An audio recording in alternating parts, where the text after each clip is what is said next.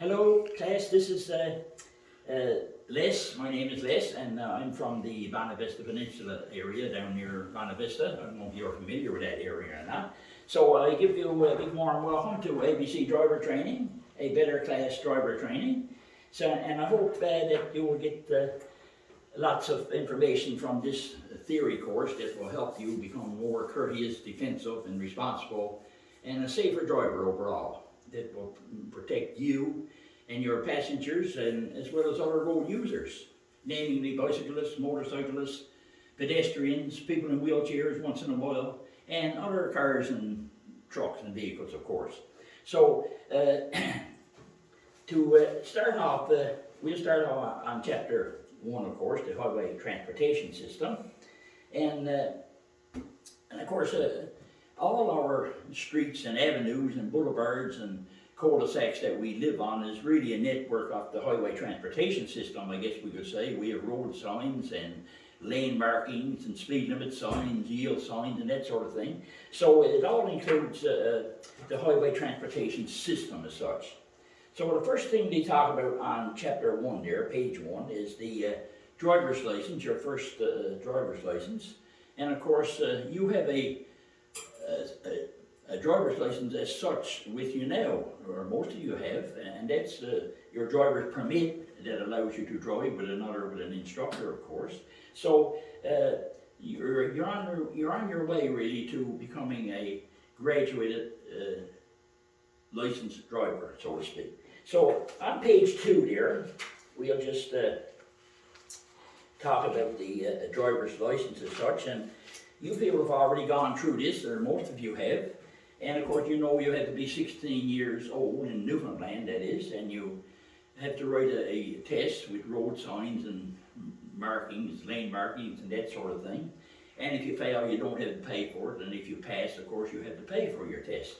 So you people have already gone through that part of the course, I'm sure, toward getting your license. And of course, on page 3 there, they give you a picture of a driver's license for different provinces.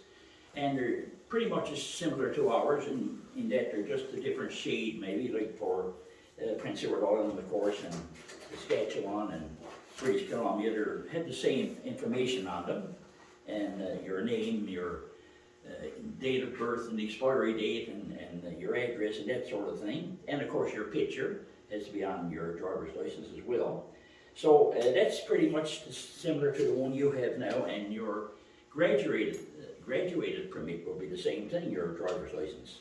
Just a different color, same material, same information on it, and of course you'll have that one for 5 years once you get your regular driver's license.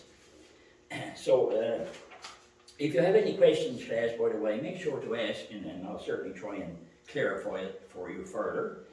And on page 4, they just show you the actual driver's license that you'll receive once you pass your road test, and you know, you're a novice driver. And then, of course, after a year, you'll get your driver's license, your regular driver's license, graduated driver's license, come in the mail, and then you're good for 5 years until your birth date on your 5th year. You would have to have it on that date renewed or before. So it's good for 5 years in that case there, so that's a nice thing. So on page 5 here, they talk about sharing the road. Of course, that's important to all of us, whether you're a pedestrian or riding a bicycle or a motorcycle or a car.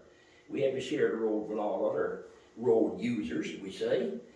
And they mentioned about pedestrians, they're the most vulnerable, and of course they've got no protection, unlike you or me. We're in a cage, and we have the seat belt buckled around us, and we have airbags in front of us, particularly the driver and passenger, for sure. So we've got a lot of protection as opposed to a pedestrian just out walking along the roadway, particularly summertime with just a pair of shorts, a light top on, and sneakers.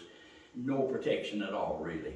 So we had to be watchful and be very cautious and courteous around pedestrians. And on the bottom of page 5 here, they show you a picture of a pedestrian crossing on the crosswalk there. And of course, they will always have the right of way, remember, not that they're always doing things right, but regardless, they always have the right of way on the road because they're the most vulnerable, as they're telling us there. So make sure to be courteous and watchful and cautious of pedestrian class, for sure. So that's what they're showing you on the bottom page 5 there, that little skit, that little picture there. And on page 6 there of chapter 1, they're talking about animals, and of course we have animals on our roadways and highways fairly often. You might see the odd bear or coyote or fox or rabbit, but most of our biggest hazard, I think, and you've heard and know, I think, is the moose. Moose are big animals, high on legs, they're heavy, and they can move pretty fast. You know, they can step probably to a couple of meters or close to it in just one step. So we have to be very cautious of moose on our roadways, always. And there are signs, different increments apart along Trans-Canada Highway particularly, where moose are known to cross. That's not to say that they'll be in that particular area. And don't feel that, you know, once you pass the moose crossing sign on the roadway that everything is okay. You know, maybe 2 or 3 kilometers down the road, you might see 2 or 3 moose. So we always have to be cautious with moose class, particularly night driving. And I always suggest to classes to make sure you slow down at night. Drive, instead of 100, drive 85 or 90. And it'll give you that much better chance to avoid that hazard if it should appear unexpectedly. So the moose are a big hazard class, and make sure that, keep in mind, you know, not only slow, snow means slow, you know, fog means slow, high winds mean slow, heavy rain means slow, and moose on our highways at night. So, you know, what I'm saying is just slow down a little bit more as opposed to day driving, because we can only see about 30% as much at night as opposed to day driving. Our peripheral vision to the side, we can't see, it's almost zero. We can't see as far ahead. Sometimes we have too much light from other vehicles and road signs and whatever. So good reason to slow down at night a little more, class. So on the bottom of page 6 there as well, they show you they mention bicycles, and of course those riders are vulnerable as well. Sometimes they're going around not even a helmet on. I've seen bicyclists with no helmet, which they should be wearing a helmet. And of course, summertime, usually a pair of shorts, light top, and sneakers, and not much protection at all, you know. So what they're showing you there on the bottom of page 6 is a vehicle passing a bicycle. And if you're passing a bicyclist with your car, class, make sure that you give them that extra margin of space, you know. Move over in your lane to lane position 2, that we'll talk about a bit later when we get to lane positions. This is to the left of your lane here. And of course, the bicyclist, if you honk to communicate your presence just before, a few meters before you get to that bicycle, they'll usually, if you're in the lane, into the lane, they'll move over maybe a meter or so closer to the sidewalk, and you will establish that margin of space between the bicyclist and your car. Just in case of, however well you can drive a bicycle, they've got a tendency to sway on you sometimes, and however careful we are. So for that reason, class, make sure that you try and give that bicycle that margin of space, at least a meter, they recommend, a meter distance from your car to the bicyclist. And of course, the same difference when you're passing a row of parked vehicles on the road. Make sure that you keep over to the left of your lane, lane position 2. You're still in your lane, but you're to the left of your lane. Just in case the parked car, somebody may open the door without looking. They should be looking first, but sometimes human nature, as it is, we make mistakes. So make sure that you give a line of parked vehicles that same distance, class, and makes things safer for you and the person that might be just getting into that vehicle. Because, you know, cars today, a lot of them have tinted glass and high headrest, and you know, of course, at night we wouldn't be able to see at all, most likely. So for those reasons, make sure that you give them that margin of space there. They talk about motorcycles on page 7 there as well. And of course, a motorcycle is a motorized vehicle. And if you pass a motorcycle on the roadway, you have to treat it the same as if it were a pickup or a car. Change lane, signal, and of course, always check your blind spot. Use your mirrors, but check your blind spot lastly.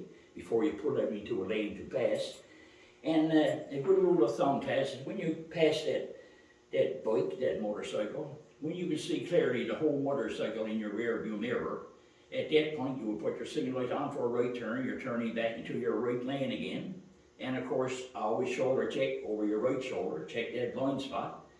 Look at your mirrors, but don't just wholly and solely depend on your mirrors, because there's a blind spot there. So before you move into that right lane, make sure that you check that blind spot by looking over your shoulder, or shoulder check if you want to call it.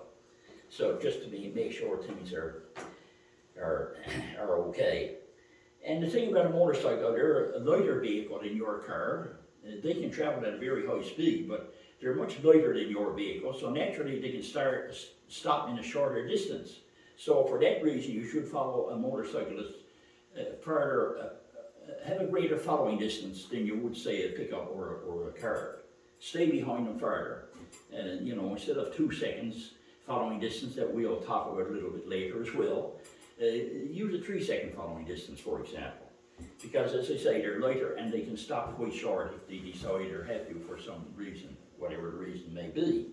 So just be aware of that, class, always. And we have a lot of motorcycles on our roadways summertime, particularly from say May to probably October, November, depending on weather conditions, of course. So make sure that you be extra cautious and help these road users as well.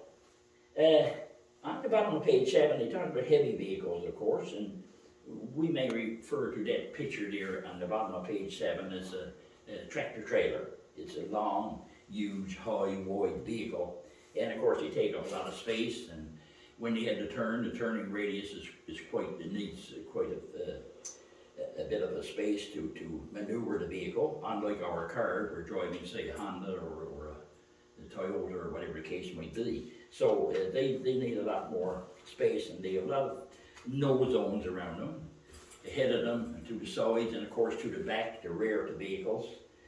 You know, it's quite a distance before they can see the road behind them because of the size and width and height of the vehicle. So again, we should give them much greater following distance. And a good rule of thumb, class, when you're following a tractor trailer, for example, is to stay back behind that vehicle far enough where you can see the side views, or the door mirrors, if you want to call it. And that way they can see you. Because if you decide to move out into another lane and the tractor trailer driver may decide on the same time, because they don't know you're back there, you're too close to them. So for that reason, stay behind far enough whereby they can see you. And when you can see their mirrors, well, they can see you. And if you get on your signal light to move into another lane, they'll know that. So it gives them a chance to be safer as well. And that's the idea, of course, of class of this ABC driver training, is to give priority to helping you become a much safer and more courteous and defensive driver. That's what this class is all about, actually. From start to finish, from the time you start your theory to you end up getting your driver's license in a motor vehicle. All the way our instructors will be trying to push the safety aspect of using the road and driving safely. So heavy vehicles, class, give them a greater following distance, as well as the motorcyclist we just talked about there as well. On the top of page 8 there, they show you a vehicle following, it looks like a construction vehicle or a road truck, we might call it. So it seems like that driver's too close there because we can't see the side view or door mirrors on the truck. So we're tailgating that vehicle, we could say. In other words, we're following too close. So we should lengthen out our following distance there.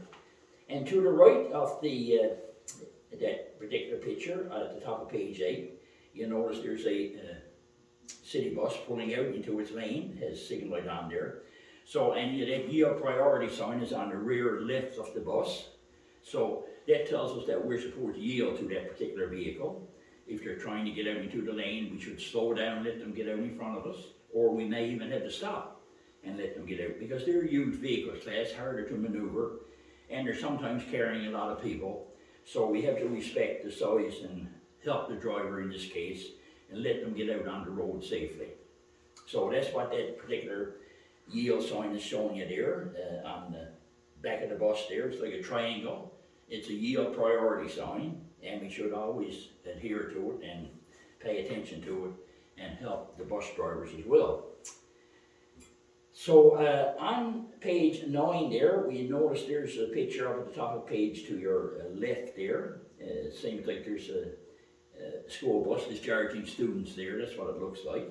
So the lights are flashing, the stop arm or stop sign is out there. So we wouldn't dare pass that vehicle in that case, because it's a very hefty fine and could even be a jail term, I suppose. And that's bad, but the main aspect, safety aspect here, Tess, is small children particularly getting off those buses in the evening or getting on in the morning, probably excited about being home, and maybe see their friend across the street and decide to run across with if there's no guidance or parent around there. So, you know, the safety aspect there is the big thing. So that's the reason why we're treated so criminally if we happen to pass a school bus while the lights are flashing and the stop sign is out. So stay behind them at least 5 meters, or even 6 wouldn't hurt. Same if you're approaching that vehicle. Stay in front of them at least 5 or 6 meters and stop, and make sure you don't move away until the lights are not flashing anymore, the stop sign is taken in, and the bus is moved away. So because of the safety thing there, with particularly smaller children, kindergarten, grade 1s, older students, of course, still we have to be careful and watchful of those as well. But particularly with small students, young students getting off of those buses and getting on them. So we have to use extra caution, of course, there. And on page 9 there, we have a school bus on the bottom of page 9. We have a school bus approaching, seems like a railway, a train track, if you want. And of course, we don't have to worry about railway tracks in Newfoundland because they haven't been here now in decades. So, but in other provinces, there's lots of trains. If you go here to work sometime, live or work or go on vacation, there will be lots of train tracks and lots of trains, sometimes double tracks, with trains going in both directions. So what I'm saying, Cass, if you approach a train track, don't just assume that everything is okay because there's no lights flashing and no bells ringing and that sort of thing. Just at that time, they're only mechanically and electronically controlled. So at that point, they just may not be working. So I suggest that you stop about at least 5 meters before you get to the crossing, even 6 or 7 meters, and turn off your radio, roll down your windows, have your passenger stop talking, and look and listen for a few seconds. And then, of course, if you don't see or hear anything, you can pretty well safely assume that everything is okay, because once in a while those lights fail, like our intersection lights. It's not uncommon wintertime to see intersection lights not working properly for a period of time until crews get around to repair them. So no different at railway crossings. And of course there are some railway crossings that don't even have traffic control signals. So what I'm saying, just be extra cautious when you approach railway crossings. Like I'm saying, in Newfoundland it won't be a problem, but in other provinces there's lots of trains if you go to Nova Scotia or British Columbia, Ontario or wherever. So just be extra cautious of that there for sure. They talk about construction vehicles, and we see a lot of construction around our areas, particularly summertime from say probably April to October, November class. And the most commonly used controls around construction signs, they mentioned on the bottom of page 9 there, are standard and work zone sign, barricades, cones and drums, electronic variable message signs, flashing arrow panels, and flag persons. Lots of times flag persons, more often than not, you will see flag person, a lady or a gentleman there with the paddle or a stop or slow sign facing us, so we have to obey them just as well as a red light or a stop sign. And they take precedence over lights at intersections. So if there's construction going on at an intersection and the flag person has the stop sign toward us and we have a green light, it doesn't mean a thing. The light doesn't know what's going on there, it's just on a timer. But the flag person do, so we have to obey the flag person there and just forget about the lights. in that case there. So on the last page of chapter 1, they talk about other vehicles, they're emergency vehicles. We should always, of course, give way to emergency vehicles. That would be ambulance, fire trucks, police vehicles with flashing lights and sounding sirens and that sort of thing.